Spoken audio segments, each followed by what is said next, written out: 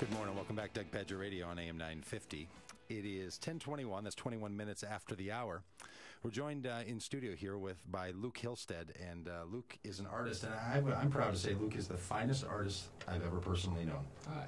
Hi. Thank you, Doug. I mean, you might be the finest artist in the world. Well, I mean, I would put you. Well, I don't know. That's a come on right there. Is it really? That earns a come on at Cripes, and you got to be kidding me. You know what earns a real come on Cripes, and you got to be kidding me, is the fact that because of some rearranging of the natural health coach segment, I'm not sure where to put the Cripes to come on. That you got to be kidding me. Well, I've got a Cripes come on. You got to be kidding me. Problem with the Cripes come on. You got to be kidding me. well, I am a painter. That's doubling down. But Luke is a painter. Yeah. And one of the things I've appreciated about conversation with you, and it's helped me think about some other things. Luke and I are part of the same church, and he curates the art there at Solomon's Porch in South Minneapolis.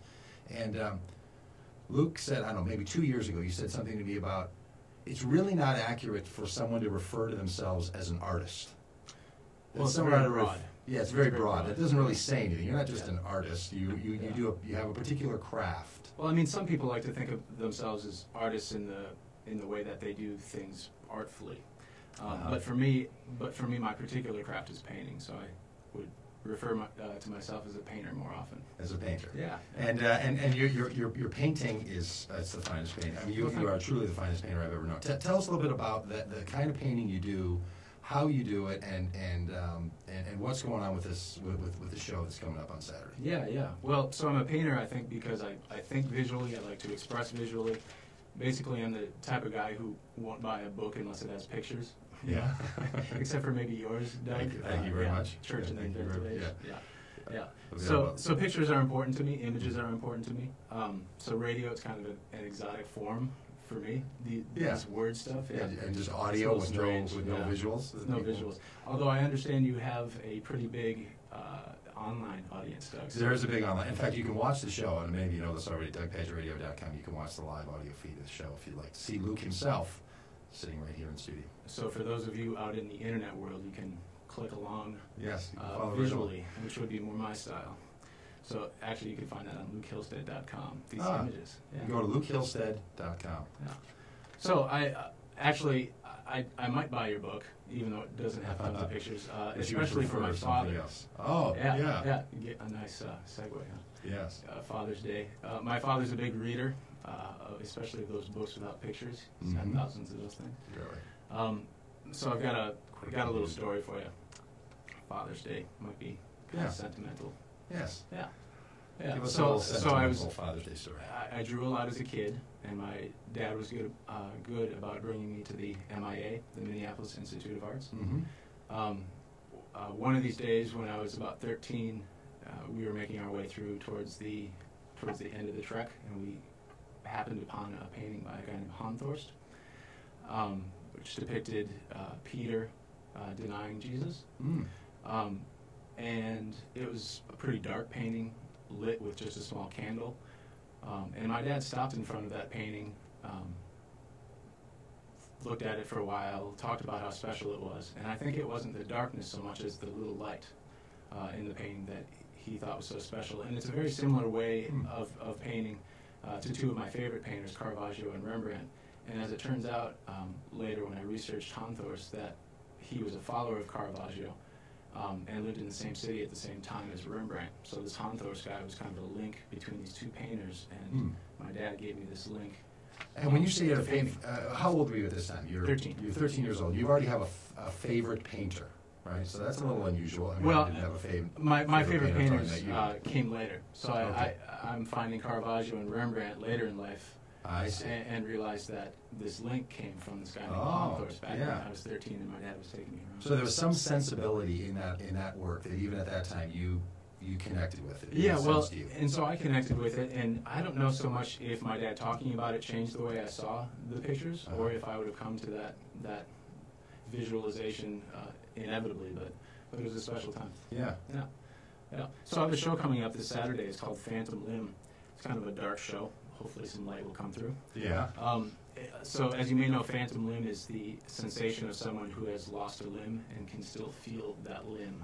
Yeah, so this thought that your nerve endings are still telling you something there, or in your mind or in your memory, you feel pain if you've had an amputation or... Right, so it's more than just feeling the absence of it, you actually feel it in its absence? Yeah, you feel it in its absence. Yeah, it's interesting. So I haven't lost a limb, and the closest I've come is having lost a heart valve, so I have a metal heart valve. But it's a very interesting subject. Mm-hmm. And I was lucky, Michelle, my painting partner and wife, reminded me of this idea after I'd completed a few paintings. So we rounded out the show, Phantom Limb, with some more paintings around that theme. So some of the paintings that you did that are going to be in the show you had made without the theme in mind, and some of them you particularly created with the Phantom Limb theme in mind? Yep.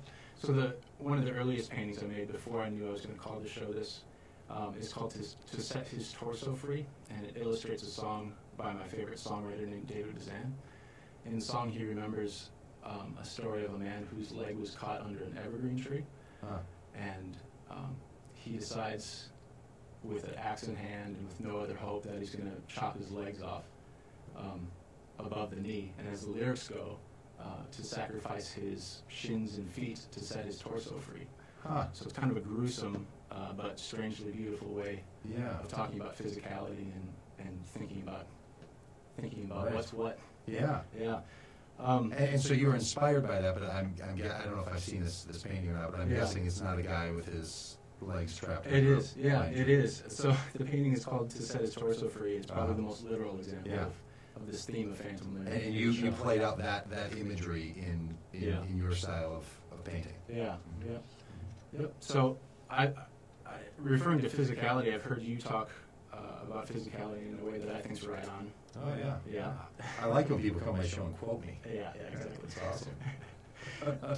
To suggest that our body isn't a separate thing from ourselves. Yeah, right. You say something like, instead of saying if our leg hurts, instead of saying our leg hurts, to say that we hurt in our leg. Yeah, we hurt in our leg. This idea that your body parts are they're not separate from you. To say that my leg, this thing I own, like some sense of me own this leg. You're as much your leg as anything else. So you hurt in a particular place in you, and your leg isn't something else. It's one of the attempts to try to move beyond the dualism that people experience in this world about somehow that their self is not actually connected to their physical world. Right, and I like that a lot. But along with thinking about that and thinking about phantom limb, I started wondering, what happens when you lose your leg? Yes. I mean, it's almost like you lose a part of you. Of yourself. And so I thought about that a lot when making these paintings.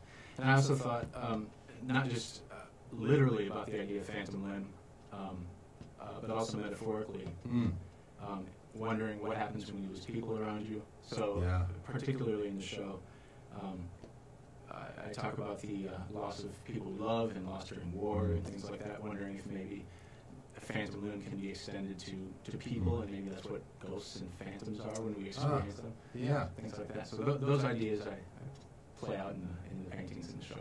Great. So the show opens on Saturday from 6 o'clock until 9 o'clock. Is your artwork going to stay up beyond Saturday? Yeah, about a month. Okay, it'll stay for a month. But you'll be there on Saturday. They can meet you. They can meet some of the other people, maybe some of the models that you use. Yeah, that's right. Yeah.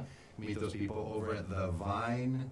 What's it called? The Vine Art Center. The Vine Art Center in South Minneapolis. 2637 27th Avenue South. Yeah, there you go. So South Minneapolis streets and numbers again. 2627 27th Avenue South, something like that. The Vine Art Center. You can look it up. Go to DougPagittRadio.com. We'll give you a link for it there.